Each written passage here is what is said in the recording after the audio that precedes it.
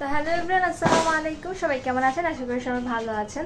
তো আজকে আমরা ঢাকায় চলে আসছি। তো আমরা কি কি নিয়ে আসছি না নিয়ে আসছি এটা তো বলেছিলাম যে আপনাদেরকে পরবর্তী ভিডিওতে দেখাবো। তো চলেন আপনাদেরকে দেখাই যে কি কি নিয়ে আসলাম নানু বাড়ি থেকে। এই যে দেখুন, 2 ব্যাগ ভরে নিয়ে আসছি। প্রথমেই তো খাঁটি দুধ, গরুর দুধ। এটা আমাদের একদম আমার নানুর নিজস্ব গরুর খাঁটি দুধ। সকালবেলায় গরু দুইছে, দেওয়ার পরে এই দুধ দিছে।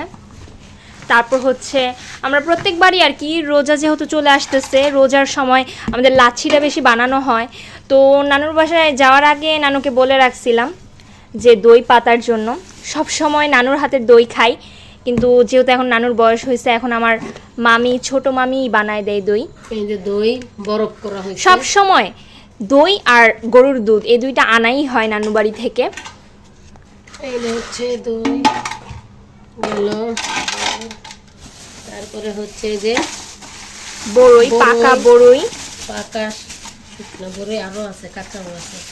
কাঁচাও আছে। এগুলো সব হচ্ছে আমার ছোট 2 মামাতো বোন তুলে দিছে। এই হচ্ছে কাঁচা, এগুলো সব ওরা এনে দিছে।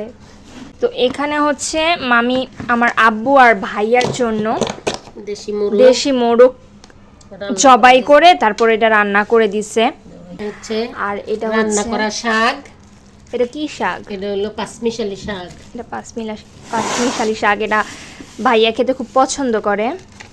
এই গেল এটা।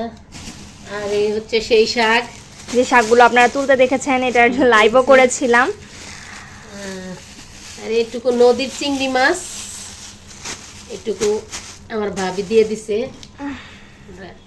মানে রান্না করে খাওয়ার জন্য। আর এটা হলো বড়ুর আচার, এটা হলো ভাবি কালকে রাত্রে বানাইছিল, আমরা খাইছি। আর আমার একটু দিছে, আমার বোনদের, ছোট বোনদের একটু দিয়ে দিছে। আর এগুলো হচ্ছে ঘাগরা। ঘাগরা আমার এক চারতলা থাকে, বোনের মতো, উনি খাইতে চাইছে, বলছে যে ঘাগরা নিয়ে আসবেন, এই জন্য ঘাগরা নিয়ে আসছে। ঘাগরা অবশ্য আমরা খাই না। আর এই হচ্ছে মাসকালের ডাল, আমাদের দেশে তো ঢেকি নাই, আমরা বলি কাহিলসিয়া। এর মধ্যে কুটছে, ওইটারা রান্না করছে, আমার একটু দিছে, বলছে রান্না করে খাইন। এই তো। তো এই তো ছিল এতগুলো জিনিস। তো যেহেতু সামনে রমজান মাস চলে আসতেছে, মানে আর 2-3 দিন পরই আমরা রোজা থাকবো। তো সামনে তো আর যাওয়া হবে না রোজা রেখে, তাই আর কি রোজার আগে সাইরে আসলাম, মার সাথে দেখা করে আসলাম, যা নেওয়ার নিয়ে আসলাম। এখন আল্লাহ বাঁচায় রাখলে আবার যদি রোজার পরে যাওয়া হয়, আল্লাহ যদি নেয়, যাবো ইনশাল্লাহ। আপনারা দোয়া করবেন, ভালো থাকবেন। আল্লাহ হাফেজ।